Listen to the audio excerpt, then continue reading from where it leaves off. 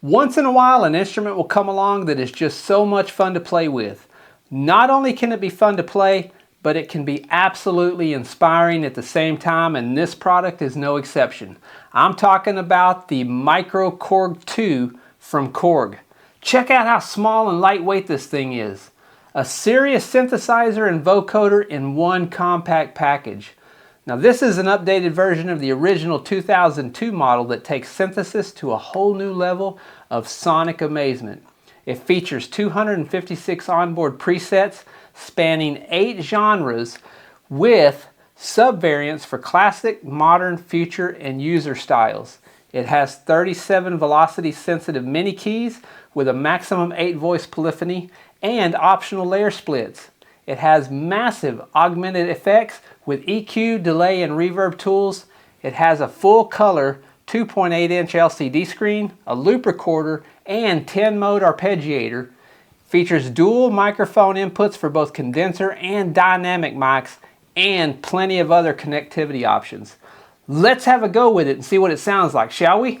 A keyboard like this can really seem somewhat intimidating when you look at all of the buttons and all of the different things that it'll do, but a lot of the settings are right here on your screen. You can see for this particular preset, which is the gated choir pad, we have a cutoff, a resonance, the LFO frequency 1 and LFSO frequency 2, and then your tempo. So your tempo is going to control the amount of the, you'll see. So we can adjust that tempo, and you can see how it affects that sound. Now the cutoff, you can see it changes how that sounds.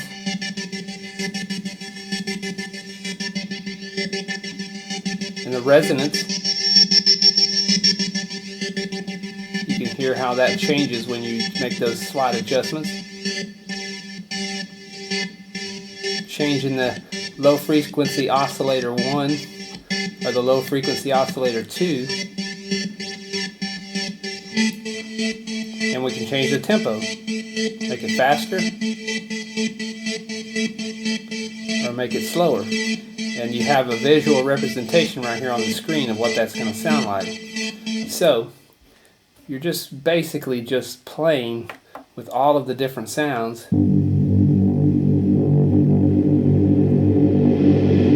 This particular one here has a noise level in this one, a spread, a detune.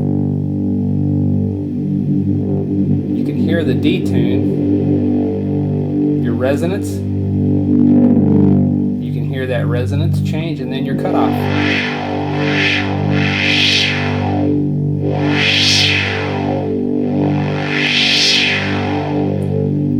It's just really so much you can do with all of that. Just changing a few frequencies or changing a few settings over here can really affect how that sounds. And you can do it in real time like that.